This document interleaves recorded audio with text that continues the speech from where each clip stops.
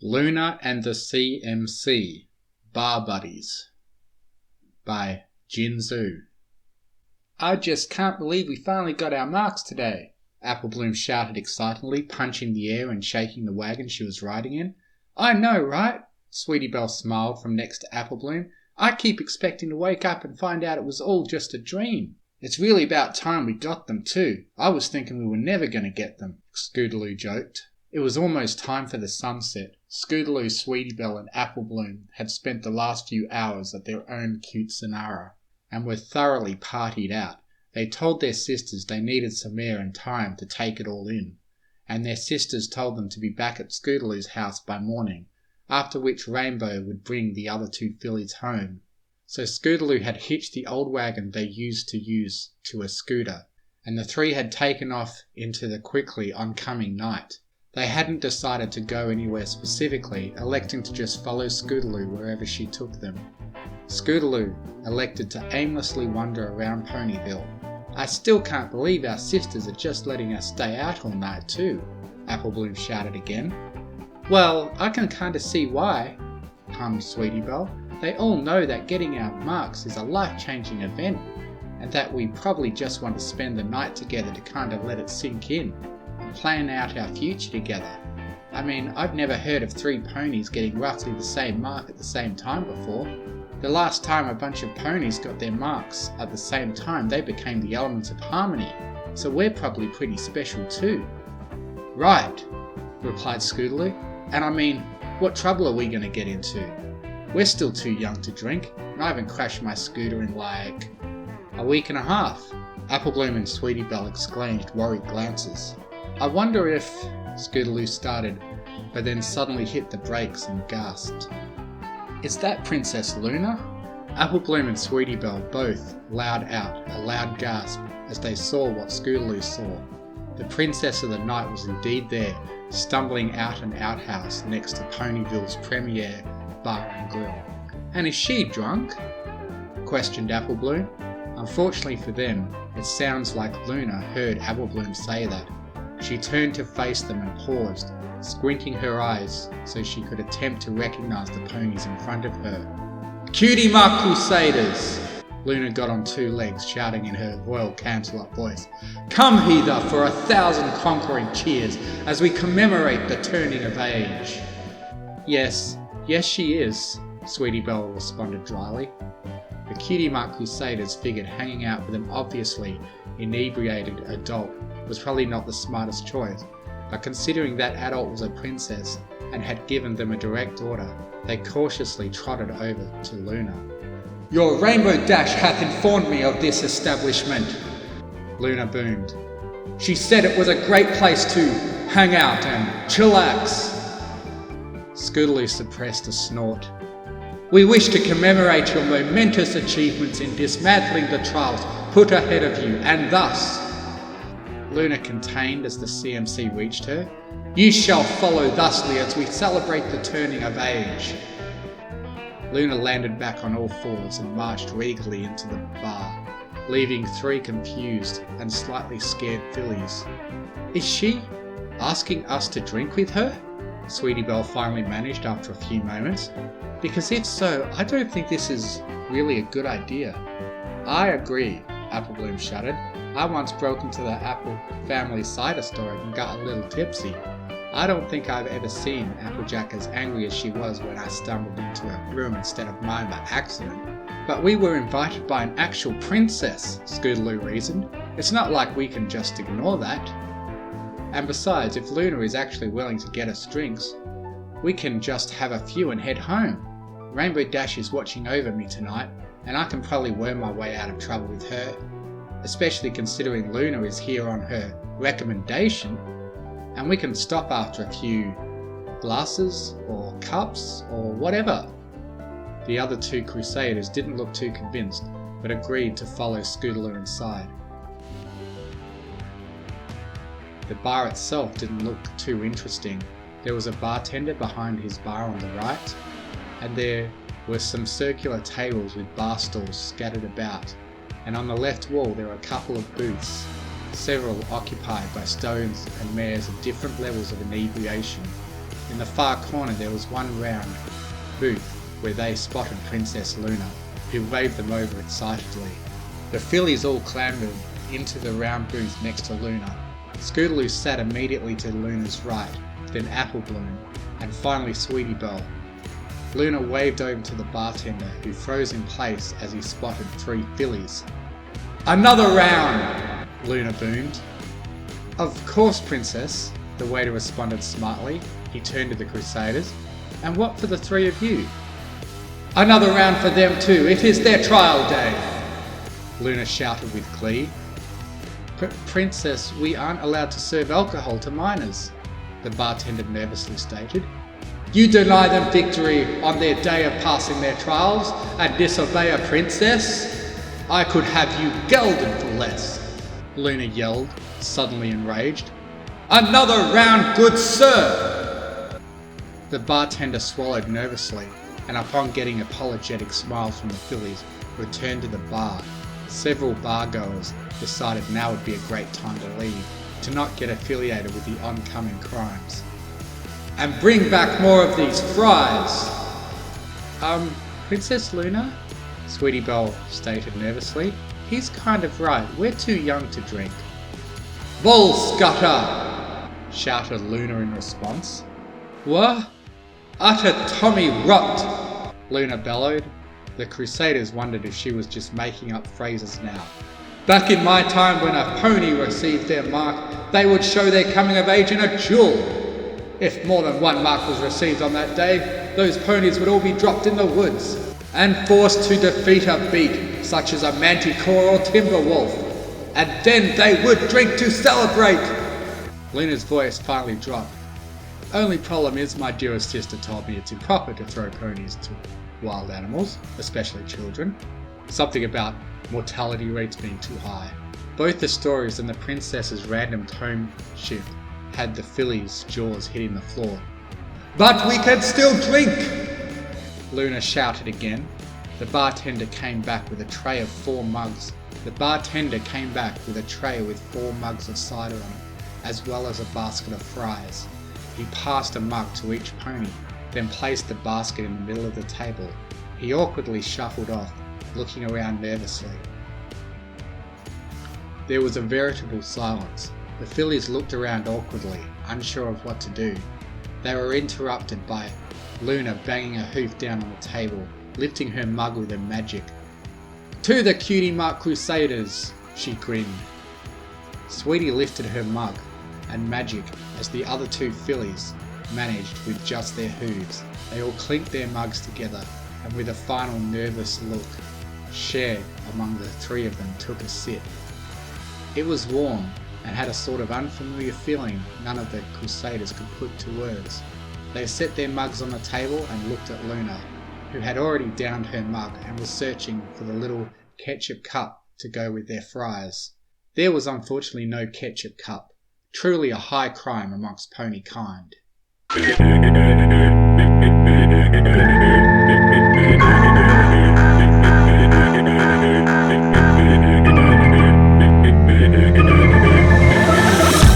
"I feel really neat," Scootaloo yawned. "It's like there's a cloud in my brain. Is this what being drunk is like?" "Scoots, you have to try this!" Sweetie Belle exclaimed, pushing a tall glass towards the Pegasus. The glass had a long, thin neck, and at the top split into a wide circle, adorning the top of the glass. Adorning the top of the glass was what looked like salt. The liquid inside was a bright green. "Luna says it's called a martini. This one is made from apples." Scootaloo took a sip and immediately scrunched her face up at the strong alcoholic taste. That's good," she lied, much preferring the cider. But she was a tough Pegasus. Tough Pegasi could drink hard drinks and not care. She had to not care. "Here, Apple Bloom, why don't you try?" Apple Bloom was the most relaxed she'd been in her life. She finally understood why her family made so many bits during cider season. Taking the glass from Scootaloo, she downed it in one gulp. "Oh my stars, that's incredible," she exclaimed. "What did you say this was called?" Sweetie Belle gazed up at Luna for confirmation. Luna had long since passed the wild part of being drunk and was content with just sitting there, watching the fillies have fun and spacing out. "It is called an apple teeny, little one," she said slowly. "They're great," Sweetie Belle squeaked. "Can we get some more?"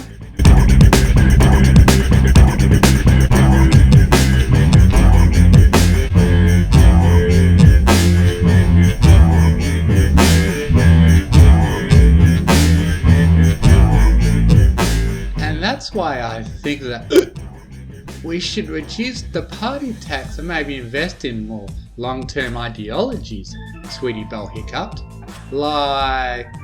It takes laughter, Salter, Fluttershy. She runs an entire sanctuary and an animal shelter and barely gets paid enough to survive off of. Truly a poultry-kidness pony. I get that parties are important for overall morale, and that party ponies are well subsidised by the government, but the fact that they've levied such a high tax price on us just exacerbates the rest of the issues the town's facing. It took forever for the town to drum up the paper to fix the town hall, plus vis-a-vis all the monster attacks. We really should invest more in a reserve fund for rebuilding the town the next time it gets dismantled, right?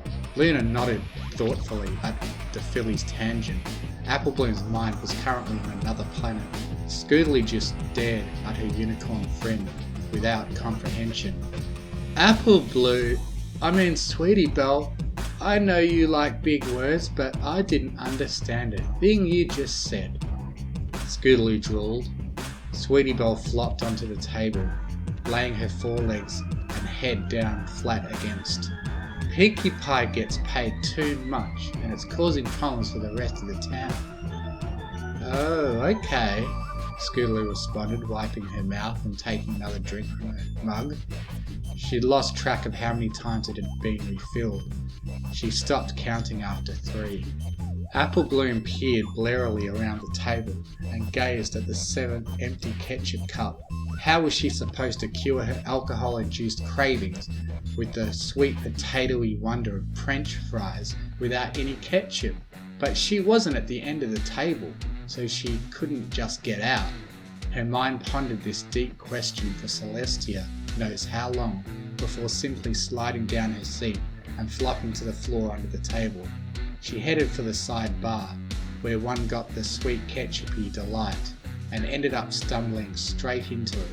She shook her head roughly, made another ketchup cup, and walked back to her seat, forgetting how she got out.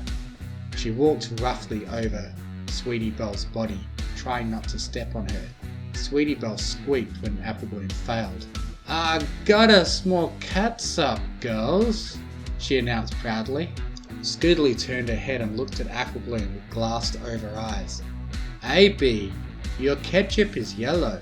And so it was. The world had decided to play a cruel trick on the 3 fillies, and instead of having ketchup in the mustard box, there was mustard. This must obviously be the evil machinations of a being most foul. "I got it," Sweetie Belle sang, attempting to dismount the seat and ending up falling flat on her face.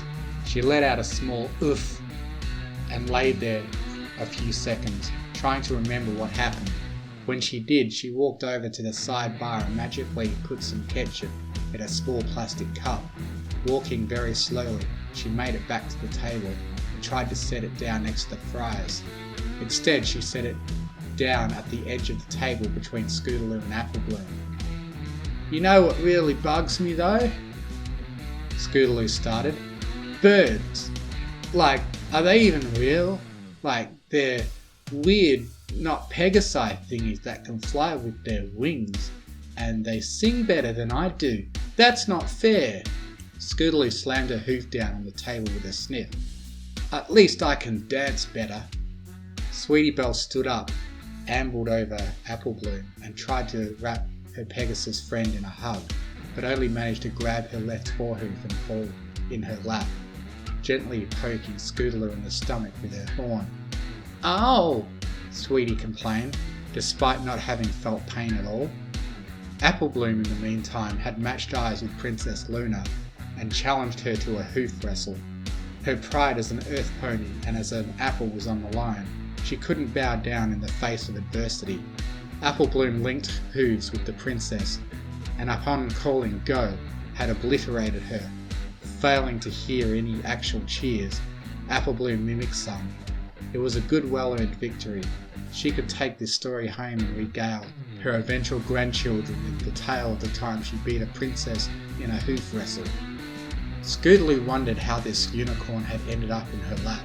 With a Herculean effort, she managed to look down. "Sweetie Belle, when did you get here?" she asked hazily. "I've been here since before time immemorial," Sweetie Belle said mysteriously before rolling off on Scootaloo's lap and landing on the floor with a soft oof. Not even a minute later, the bar door opened softly. A yellow Pegasus walked through, swiftly followed by a cyan Pegasus, who immediately stopped and rubbed her eyes to make sure they weren't lying to her. At the end of the bar sat the Princess of the Night, foreleg in foreleg, with Apple Bloom singing Sapphire Shores Serves Her Right, completely off-key. Next to her was Scootaloo, looking especially sad and pathetically waving her front hooves at something on the floor below her. Below her on the floor, Sweetie Belle had wrapped herself around the metal pole holding the table up, and proceeded to look at Fluttershy with a vacant expression. Fluttershy felt her jaw hit the floor. "Fall, Fluttershy?" Sweetie Belle called, recognizing the Pegasus before waving happily at her. "I was just talking about you earlier." The cyan Pegasus looked around and spotted a nervous-looking bartender. She shut her jaw tightly and felt the familiar feeling of anger swelling up as she marched over to him. "Why the hay do I see 3 drunk fillies here?" she asked, gritting her teeth. "Luna threatened to geld me if I didn't feed them all alcohol," he muttered meekly. Fluttershy took a deep breath as she brought her hoof up to her face. Rainbow stared at him with a look halfway between confusion and anger. "Okay," Rainbow Dash started. "I'm going to get my friend Princess Twilight to help these fillies home and send a letter to Princess Celestia. Fluttershy, you stay here and make sure none of these fillies leave either, okay?" Fluttershy simply nodded as Rainbow Dash turned around. The bartender decided to try his luck. "If you don't incriminate me to Celestia and just tell her sister is drunk, I can offer you and your friends free drinks for life." Rainbow Dash stopped, a smile slowly creeping up her face. "Keep talking,"